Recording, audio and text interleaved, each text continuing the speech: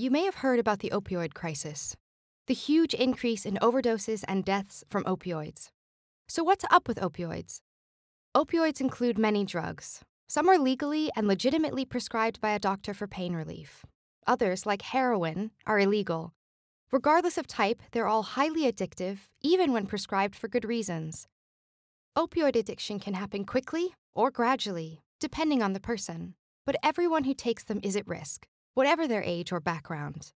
So, why are opioids such a risk? They work by changing the way that your brain perceives pain, attaching to your brain's opioid receptors.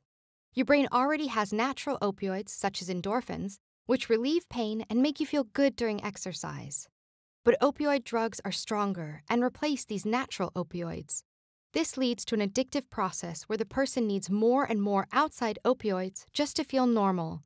Unfortunately, over time, these drugs can actually change the brain's wiring, affecting the ability to make decisions, tolerate stress, and manage emotions.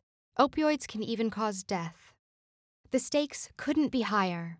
But how can you avoid the dangers of opioids? Here are some things to know. Stress is one of the main triggers for substance misuse, so make sure you have the resources you need to manage stress. If other pain control options fail, your doctor may suggest you take opioids. Be sure to take them only as directed by your doctor, and ask your doctor whether or not a co-prescription for naloxone, the opioid overdose reversal drug, is appropriate. Never mix opioids with alcohol or other drugs. And never use another person's prescription medication or share your own.